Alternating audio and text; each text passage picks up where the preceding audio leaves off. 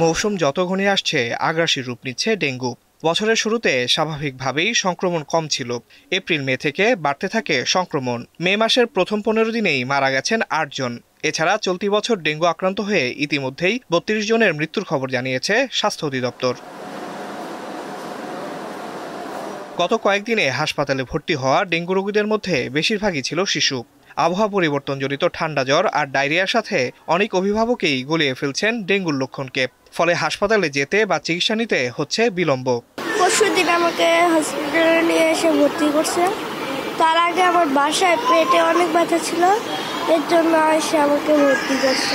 সকালে দেখি পাতলা পায়খানা বমি, তারপর আমি একদিন বাসায় দেখলাম, অনেক ট্রিটমেন্ট করালাম, কাজ হয় না, পরে আমি এখানে নিয়ে আসছি। জ্বর 1 সপ্তাহের উপর হবে, তারপরে যে ডাক্তারের তো ওষুধ খাওয়াইছে, 2-3 ওষুধ আনছি,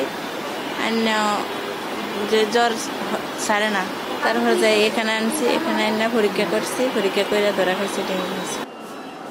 বিশেষজ্ঞরা বলছেন গতবারের তুলনায় এবার ডেঙ্গুর ধরনে এসেছে পরিবর্তন। তাই লক্ষণ দেখা দিলে দেরি না করে দ্রুত চিকিৎসকের পরামর্শ নিয়ে ডেঙ্গু পরীক্ষার তাগিদ দিয়েছেন তারা। অনেক রোগী যারা কিন্তু জ্বরে ভুগে নাই, তারপর তাদের ডেঙ্গু, তার ফলে হচ্ছে কি মা জানতেছেন না, মা মনে করছে আমার বাচ্চার ফুড পয়জন, কিন্তু ডাক্তার যখন দেখতেছে যে না প্রথাগত চিকিৎসায় রোগীটা সুস্থ আছে, তখনই তাকে দেখালে সে ডেঙ্গু পজিটিভ। কারণ যেহেতু রোগীটা বাসায় তৈরি হয়, আমি বলবো এখানে অনেকগুলো, যেমন প্রথম সচেতনতা, বাচ্চাটার যত্র মুভমেন্টটাকে রেস্ট্রিক্ট করতে হবে। এখনও যেটা বলি সকাল সন্ধ্যা এইটার ব্যাপারে কেয়ারফুল থাকতে হবে। গরম, তারপরেও শরীর ঢেকে রাখার মতো পোশাক পরতে হবে। চতুর্থত, যদি বাসায় একজন আক্রান্ত হয় তাকে অবশ্যই মশারি থেকে অন্যদেরকেও মশারিতে রাখতে হবে। গত বছরে 1750 জন মারা যান ডেঙ্গুতে, যা দেশের ইতিহাসে এক বছরে সর্বোচ্চ মৃত্যু। ডেঙ্গু থেকে বাঁচতে চারপাশ পরিষ্কার পরিচ্ছন্ন রাখার পাশাপাশি মশার কামড় থেকে বাঁচতে ব্যক্তিগত সচেতনতা বাড়ানোর পরামর্শ দিচ্ছেন চিকিৎসকরা। আসিফ ইকবাল, এখন, ঢাকা।